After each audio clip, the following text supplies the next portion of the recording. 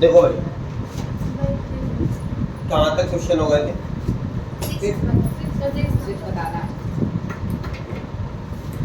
हमने कल इस तरह से एक फिगर बताया था, शायद याद हो। दो पैरेलल लाइन, उसको एक पैरेलल लाइन क्या करती थी? इंटरसेक्ट करना। ठीक है, उसी टाइप से हम लोग आगे बढ़ेंगे। हो सकता है बीच में इस तरह से एक ट्रायंगल बना दिया जाए, तब हमसे कोई एंगल कहते हैं ये वाला एंगल फाइंड करना है, मतलब नए टाइप के हमें क्वेश्चंस मिलेंगे। तो हमें वही नए टाइप के क्वेश्चंस देखने। ठीक, कौन से क्वेश्चन मिलेंगे ध्यान देना। देखो भाई,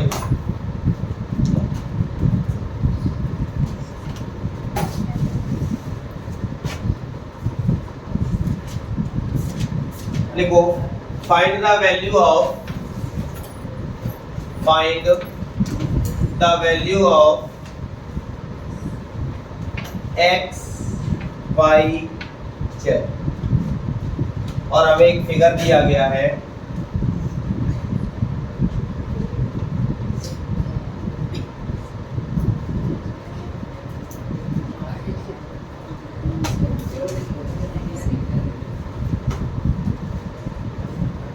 और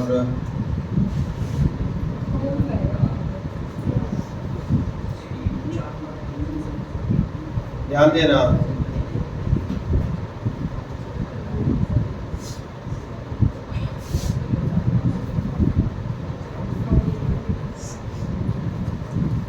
और बहुत ज्यादा इम्पोर्टेंट क्वेश्चन हैं।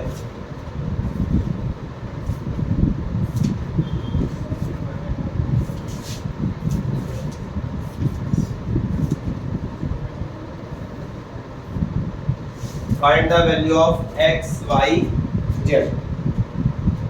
ठीक, अब थोड़ा सा पहले से थोड़ी सी चेंजमेंट है। क्या चेंजमेंट है? तो वो हमारे पास दिख रही है। अभी तक एक दो पैरेलल लाइन, एक लाइन इंटरसेक्ट करती थी, बाकी सारी जानकारी हम लोगों के पास होती थी। लेकिन अब क्या है, थोड़ी सी चेंजमेंट हुई है, जानकारी हमारे पास नहीं। हमें केवल इतना पता है कि ये 125 है, ये हमारे पास 75 है, बाकी x y z हमें कोई जानकारी नहीं है, सब हमारे लिए क्या है? अननोन है। ठीक है, करेंगे कैसे ध्यान दें। सबसे पहले हमने क्या किया, ये जो फिगर बना हुआ है इसको इस तरह से बना दो। ये फिगर इस तरह से है, ये फिगर इस तरह से। यहाँ हमारे पास a है, ये b है, यहाँ c है, और ये एक लाइन ऐसे इंटरसेक्ट करती है इस तरह से। बस ये ऊपर नहीं निकली है, ये नीचे नहीं निकली है, इसका नाम E दिया गया और इसका नाम F दिया गया। दिखा, यहाँ पे हमारे पास x है और ये हमारे पास y है, और ये हमारे पास कितना है? 70। क्लियर? कोई दिक्कत? अब हम लोगों ने पढ़ा है, क्या पढ़ा है? ये एंगल इसका कौन सा होता है? Alternate interior. ये पता है ना, इस तरह से हमने बताया था कल, सांप की तरह जब हम बना देते हैं तो क्या हो जाता है? Alternate interior. यहाँ मान लो z दिया गया है, वो अलग बात। ये क्या दिया गया है? z। वो पूरा z नहीं, इसलिए हमने यहाँ पे z नहीं लिखा। z यहाँ से यहाँ तक वैल्यू, ये पूरा होता तो अलग बात। ठीक, तो हमने देखा हमारे पास क्या हो गया, यहाँ से यहाँ तक जो हो गया वो अल्टरनेट इंटीरियर एंगल हो गया, यानी कि ये 75 है तो ये भी कितना होगा? 75। तो हमने यहाँ पे वैल्यू लिखी किसकी? एंगल कौन सा? AEF। इक्वल होगा एंगल किसके? तो हमने देखा EFC, सॉरी एंगल EFD। ठीक है, तो हमने लिख दिया एंगल EFD कितने डिग्री होगा? 75। क्यों होगा? Alternate interior angle. बात समझ में आ गई? कोई डाउट इतने में? उसके बाद इतना तो काम हमारा खत्म हो गया। हमें ये पता चल गया, ये जो y था, y की प्लेस पे कितना हो गया भैया? 70। ठीक, अगर अब हम लोग एक छोटा सा काम करें, इस पूरे को हटा दें, हटा दिया तो देखो ऐसा नहीं हो गया। पहली एक्सरसाइज हम लोग ऐसा पढ़ चुके हैं कि इन दोनों एंगलों का सम कितना होगा? 180 डिग्री होगा। तो यहाँ पॉइंट एक और है, क्या है? तो हमने कहा जब ऐसा हम लोग पढ़ चुके हैं तो आसानी से कर सकते हैं। कैसे? Angle CFE plus angle EFD equal कितना? हमने देखा CFE कितना है? x इक्वल प्लस ये कितना है? 75 इक्वल में, तो हमने देखा x 75 को उधर ले गए तो 180 माइनस 70, तो x की वैल्यू हमारे पास 105। कोई दिक्कत? हमें x पता चल गया और ये किसकी वैल्यू है? y की। y भी पता चल गया, कितना हो गया? 70। अब हमें z और पता करना है, ठीक है? तो z भी भैया आसान है, कैसे पता करेंगे ध्यान देना। y पता चल गया ना, कितना? 70। कितना आ गया? 75। फिर एक चीज देखो, अगर ऊपर वाला फिगर ना देखा जाए तो एक ये सिंगल लाइन है, इस तरह से इंटरसेक्ट करती है, कितने डिग्री का एंगल बनाती है? 180। हमें पता नहीं ये वाला एंगल, तो ये वाला एंगल हमें नहीं पता, हमने कह दिया कितना होगा? दोनों एंगलों का सम कितना? 180। ठीक है भाई। तो हमने एक छोटा सा काम किया, यहाँ लिखा एंगल, कौन सा? तो EGD प्लस एंगल EGF कितना? 180। ये हमें पता है कितना है? 120। यहाँ हमने क्या किया? K है, अननोन है, और 125 को उधर ले गए तो K हमारे पास हो जाएगा 180 माइनस 12। देखा K इक्वल कितना बचा हमारे पास? 5। कोई दिक्कत? तो जो K आ गया, इस K की जगह कितना आ गया भैया? 50। कोई दिक्कत?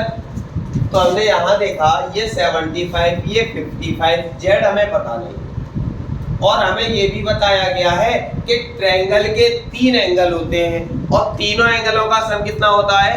180 डिग्री। अगर यहीं पे क्वाड्रिलेटरल होता तो क्वाड्रिलेटरल के चारों एंगलों का सम 360 होता है, लेकिन ट्रायंगल के 3 एंगलों का सम कितना होता है? तो ये ट्रायंगल ही तो बन रहा है। ट्रायंगल में 2 एंगल पता है, तीसरा नहीं पता, तो तीनों को ऐड करो, किसके इक्वल होगा? 180। तो हमने यहाँ पे लिखा क्या? Angle EFG plus angle FGE plus angle, फिर क्या हो जाएगा? GEF equal 1। हमने देखा ये कितना? 70, ये कितना? 55 प्लस Z और इक्वल, हमने देखा दोनों को ऐड करते हैं, तो दोनों को ऐड किया, कितना हो जाएगा? 135 प्लस Z इक्वल 135 को उधर ले गए तो Z इक्वल 180 माइनस 135, तो Z इक्वल कितना आ गया? 40। कोई दिक्कत?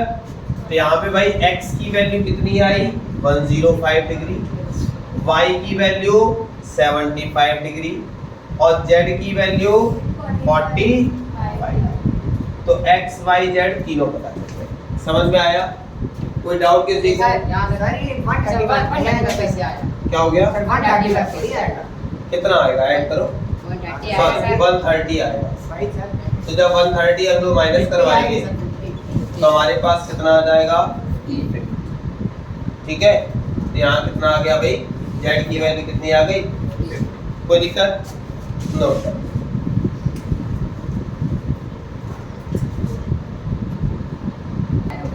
देखो भाई, ध्यान देंगे, ये फिगर है, हमने एक छोटा सा काम किया, ये x डिग्री था, चलो ठीक है x डिग्री है, लेकिन हमने इसको यहाँ बीच से ब्रेक किया। ठीक, एक और पैरेलल, ये तो हमारे पास x डिग्री था, वो तो है ही है, लेकिन हमने यहाँ से एक और पैरेलल लाइन खींची। ठीक, क्यों खींची उसका रीजन था। क्या रीजन था भैया वो भी देख लो। हमें पहला काम तो x की वैल्यू निकालनी थी और दूसरा वो कह रहा था क्या करना है BOD। तो एक बार हम लोग देख लें तो BOD यानी कि ये वाला पूरा एंगल हमें क्या करना है फाइंड। ठीक, तो फाइंड कैसे होगा, हमें ये वाला पूरा एंगल चाहिए। तो पूरा एंगल चाहने के लिए हमने देखा ये एक फिगर बन रहा है, एक ऐसे लाइन गई है, एक नीचे लाइन गई है और बीच में ऐसे इंटरसेक्ट कर रहा है। ये A है हमारे पास, यहाँ B है और ये 40। ये हमारे पास हमने कुछ भी कह दिया D E बोल दो। यहाँ पे O पॉइंट पहले से ही है और ये पूरा पॉइंट X है और यहाँ हमने कह दिया एक और नीचे इसी टाइप से लाइन गई। इतनी बात समझ में आ गई। एक तो ये फिगर बन रहा है, बना। ठीक, हमने देखा ये दो पैरेलल लाइन खींचते तो दो पैरेलल लाइन खींच ली, फिर देखा ये वाली एक इंटरसेक्ट कर रही थी, इस तरह से हमने इंटरसेक्ट किया, ये एक फिगर बन रहा है। इसी के नीचे देखो तो एक और फिगर बन रहा है, एक और ऐसी लाइन है, हमने लाइन खींची, एक नीचे लाइन है, लाइन खींच दी, एक और ऐसी लाइन है, हमने ये लाइन देखा। दो फिगर बने एक ही उसमें। हमने देखा इस लाइन का नाम हमने EF, यहाँ भी हमने कह दिया ये E है और ये जहाँ इंटरसेक्ट किया वो O हो गया। ये हमारा C है, ये हमारा 35 है और ये हमारा, क्लियर, कोई दिक्कत। अगर ये फिगर इसी में मिक्स करें तो कैसा बनेगा?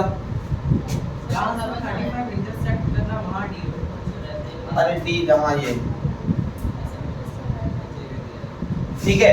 अब थोड़ा सा ध्यान देना, थोड़ा ध्यान क्या देना है, जब ये ऐसा बना है तो ये इसके इक्वल नहीं होगा।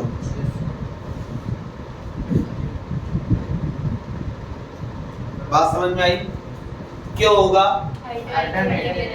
Alternate interior. ऐसे ही ये 40 है तो क्या ये भी 40 नहीं होगा? क्यों होगा? तो ये वाला हमें पता चला ये है, वो भी कितना है। इतनी बात समझ में आ गई। हमें ये टोटल पूरा एंगल चाहिए, तो पूरे का मतलब 40 ये और 35 यानी कि पूरा एंगल। नहीं, यही बात समझ में आया कि नहीं? ठीक, केवल और केवल फिगर को अगर सही से देखा जाए, मेन होता है सब कुछ फिगर। अगर फिगर को हमने सही से देखा, सही से पढ़ा, ऑटोमेटिक आंसर बिल्कुल हमारा सही आता। ठीक, तो हमने सबसे पहले क्या किया, यहाँ से एक लाइन को ब्रेक किया। हर एक क्वेश्चन में हमें कहीं ना कहीं कुछ ना कुछ ब्रेक करना पड़ेगा।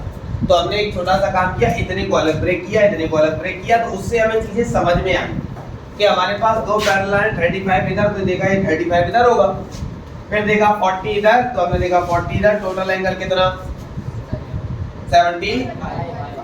ठीक है, तो हम कह सकते हैं इन दोनों एंगलों का सम, इन दोनों का मतलब 35 और ये 40, इन दोनों एंगलों का सम किसके इक्वल है? इसके। क्लियर, कोई दिक्कत इतने में? तो जब इसके इक्वल हो गया तो हम यहाँ पे लिखेंगे, क्या कहेंगे? एंगल कौन सा? ABO प्लस एंगल कौन सा? CDO। हमने किसके इक्वल किया? Angle BOD। तो हमने देखा ये कितना था 40, ये कितना था 35, इक्वल एंगल देखा 75 इक्वल। बात समझ में आई कि नहीं? कोई डाउट इतने में? ये तो हमें पता चल गया कितना होगा 70। हमें चाहिए ये x, ठीक है, हमें क्या चाहिए था? ये x चाहिए था। तो x अगर देखा जाए तो इस लाइन को और आगे बढ़ा दो और इस लाइन को, तो जितना ये x होगा उसका ये क्या हो जाएगा? वर्टिकली अपोजिट होगा कि नहीं होगा? हम लोग अभी अभी एक और क्वेश्चन इससे पहले पढ़ते हुए आ रहे हैं कि कहीं भी ऐसे क्रॉस कर देता था तो जितनी वैल्यू इस तरफ होती थी वही वैल्यू इस तरफ। तो हमने देखा यही इंटरसेक्शन पॉइंट को इधर बढ़ा दिया और इसको, तो जितना x उतना ही हमारा। तो हम यहाँ पे कह देंगे कि जो हमारा एंगल ये वाला x होगा वो किसके बराबर होगा? 75 5 फीट। क्यों होगा? तो कह दोगे वर्टिकली अपोजिट। बात समझ में आई? कोई दिक्कत? नोट खत्म।